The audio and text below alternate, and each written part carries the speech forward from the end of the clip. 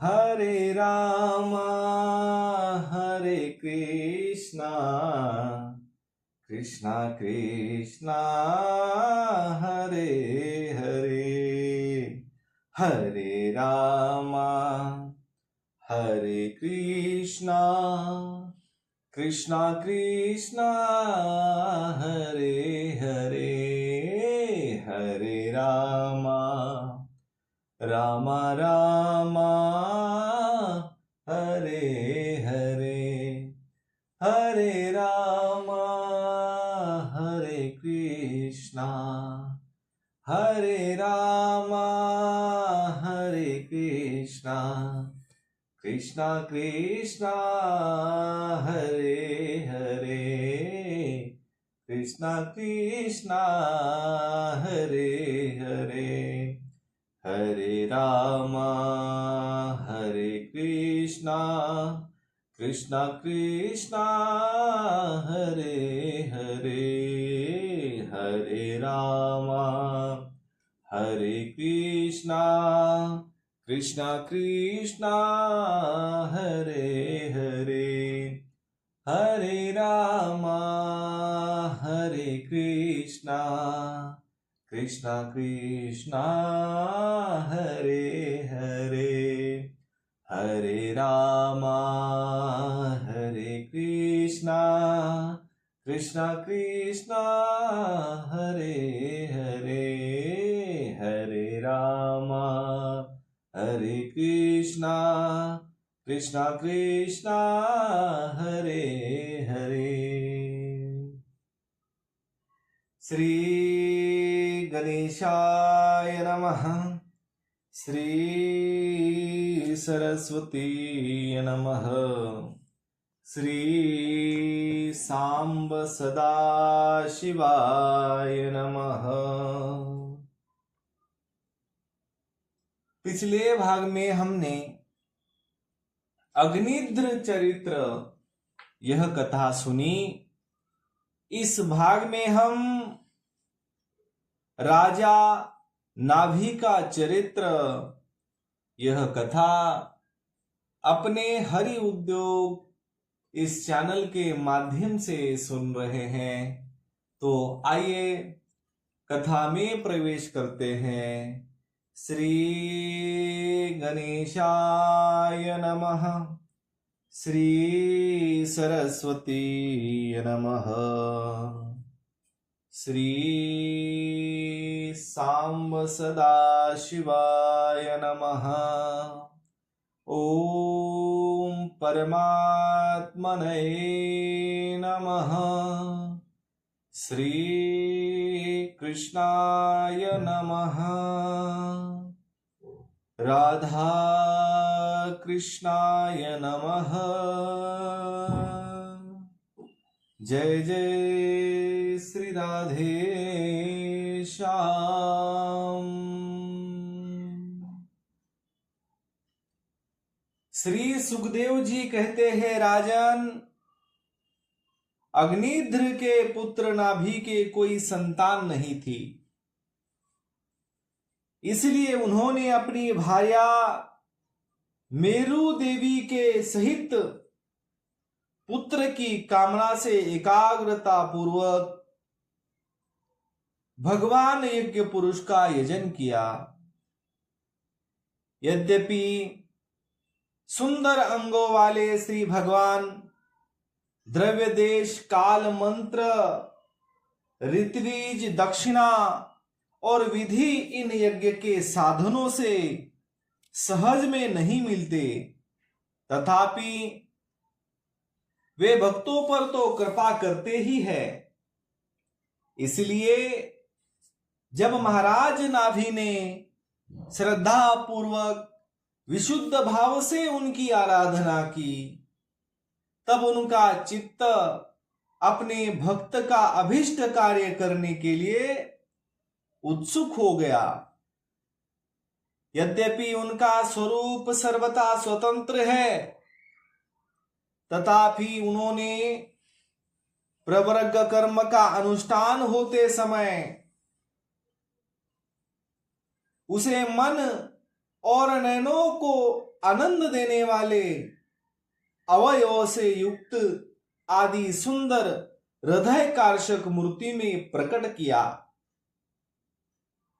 उनके श्रीअंग में रेशमी पीतांबर था, वक्षस्थल पर सुमनोहर श्रीवत्स चिन्ह सुशोभित था, भुजाओं में शंख चक्र गदा पद्म तथा गले में वैजयंती माला और कस्तूभ मणि की शोभा थी।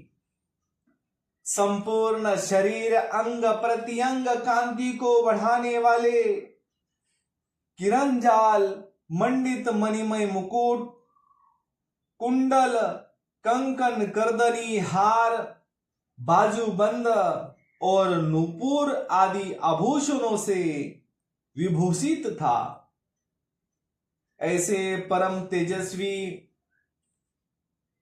चतुर्भुज मूर्ति उस विशेष को प्रकट हुआ देख ऋत्विज सदस्य और यजमान आदि सब लोग ऐसे आह्लादित हुए जैसे निर्धन पुरुष अपार धनराशि पाकर फुला नहीं समाता। फिर सभी ने सिर झुकाकर अत्यंत आदर पूर्वक प्रभु की आराध्य द्वारा पूजा की और ऋत्विजों ने उनकी स्तुति की। ऋत्विजों ने कहा, पूज्यतम, हम आपके अनुभक्त हैं, आप हमारे पुनः पुनः पूजनीय हैं, किंतु हम आपकी पूजा करना क्या जाने, हम तो बार बार आपको नमस्कार करते हैं। इतना ही हमें महापुरुषों ने सिखाया है। आप प्रकृति और पुरुष से भी परे हैं।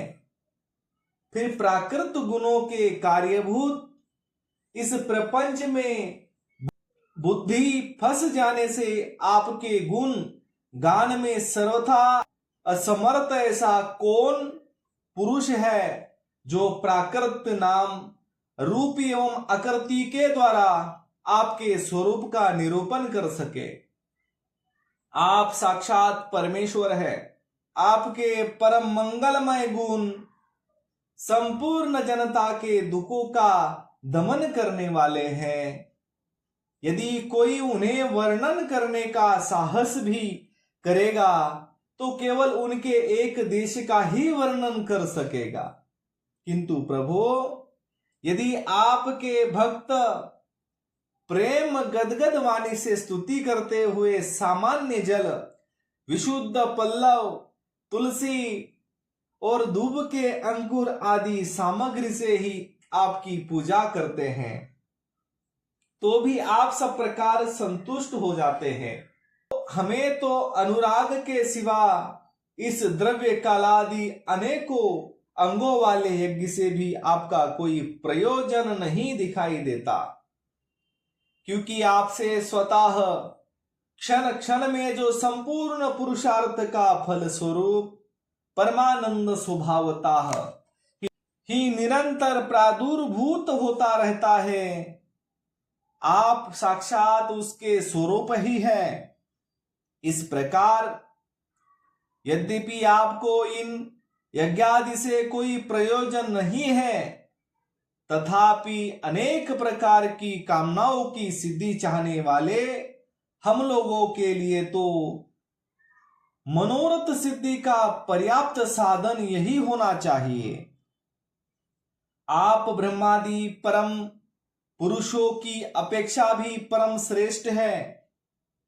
हम तो यह भी नहीं जानते कि हमारा परम कल्याण किसमें है, और हमसे आपका यथोचित पूजन भी बनी है।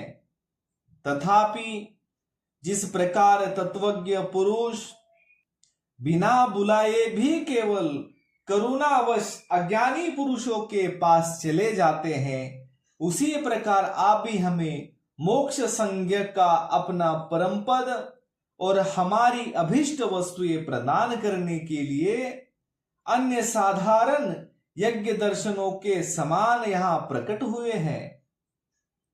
पूज्यतम, हमें सबसे बड़ा वर तो आपने यही दे दिया कि ब्रह्मादि समस्त वरदायकों में श्रेष्ठ होकर भी आप राजर्षि नाभि की इस यज्ञशाला में साक्षात हमारे नेत्रों के सामने प्रकट हो गए। अब हम और वर क्या मांगे प्रभु? आपके गुणगानों का गान परम मंगलमय है। जिन्होंने वैराग्य से प्रज्वलित हुई ज्ञानाग्नि के द्वारा अनेक अंतकरण के राग द्वेषादि संपूर्ण मलों को जला डाला है, अतएव जिनका स्वभाव आपके ही समान शांत है, वे आत्माराम मुनिगण भी निरंतर आपके गुणों का गान ही किया करते हैं। अतः हम आपसे यही वर मांगते हैं कि गिरने, ठोकर खाने, छींकने अथवा जभाई लेने और संकट आदि के समय एवं जोर और मरण आदि के अवस्थाओं में आपका स्मरण न हो, सकल कलिमल विनाशक भक्त वत्सल दीनबंधु आदि गुणोदातक नामों का हम उच्चारण कर सके। इसके सिवा कहने योग्य न होने पर भी एक प्रार्थना और है। आप साक्षात परमेश्वर है भगवान। स्वर्ग, अपवर्ग आदि ऐसी कोई वस्तु नहीं है जिसे आप न दे सके। तथापि जैसे कोई कंगाल किसी धन लूटने वाले परम उदार पुरुषों के पास पहुंचकर भी उसे भूसा ही मांगे, उसी प्रकार हमारे यजमान ये राजर्षि संतानों को ही परम पुरुषार्थ मानकर आपके ही समान पुत्र पाने के लिए आपकी आराधना कर रहे हैं। यह कोई आश्चर्य की बात नहीं है। आपकी माया का पार कोई नहीं पा सकता और न वह किसी के वश में ही आ सकता है। जिन लोगों ने महापुरुषों के चरणों का आश्रय नहीं लिया, उनमें ऐसा कौन है जो उसके वश में नहीं होता? उसकी बुद्धि पर उसका पर्दा नहीं पड़ जाता और विषय रूप विषय का वेग उसके स्वभाव को दूषित नहीं कर देता। देव देव, आप भक्तों के बड़े बड़े काम कर देते हैं। हम मंदमतियों ने कामनावश इस तुच्छ कार्य के लिए आपका आवाहन किया, यह आपका अनादर ही है, किंतु आप समदर्शी है। अतः हम अज्ञानियों की इस दृष्टता को आप क्षमा करें।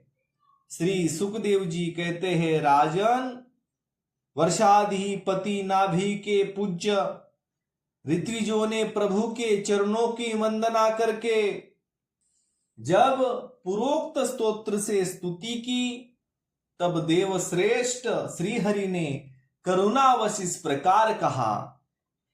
श्री भगवान ने कहा, ऋषियों, बड़े असमंजस की बात है। आप सब सत्यवादी महात्मा हैं। आपने मुझे यह बड़ा दुर्लभ वर मांगा है कि राजर्षि नाभि के मेरे समान पुत्र हो। मुनियों, मेरे समान तो मैं ही हूं, क्योंकि मैं अद्वितीय हूं, तो भी ब्राह्मणों का वचन मिथ्या नहीं होना चाहिए। द्विज कुल मेरा ही तो मुख है। इसीलिए मैं स्वयं ही अपनी अशंकला से अग्निध्र नंदन नाभि के यहां अवतार लूंगा, क्योंकि अपने समान मुझे कोई और दिखाई नहीं देता। श्री सुखदेव जी कहते हैं, महारानी मेरु देवी के सुनते हुए उसके पति से इस प्रकार कहकर भगवान अंतर ध्यान हो गए। उस विष्णु दत्त परीक्षित उस यज्ञ में महर्षियों द्वारा इस प्रकार प्रसन्न किए जाने पर श्री भगवान महाराज नाभि का प्रिय करने के लिए उनके रानीवास में महारानी मेरुदी के गर्भ से दिगंबर सन्यासी और मुनियों का धर्म प्रकट करने के लिए शुद्ध सत्वमय विग्रह से प्रकट हुए। तो आज के लिए इतना ही। कर्पूर गौरम करुणावतारम संसार सारम भुजगेन्द्रहारम सदा वसंतम हृदयारविंदे भवम भवानी सहितम नमामि। सियावर रामचंद्र की जय, पवन सुत हनुमान की जय, उमापति महादेव की जय। जय जय श्री राधे श्याम। शेष चर्चा अगले भाग में।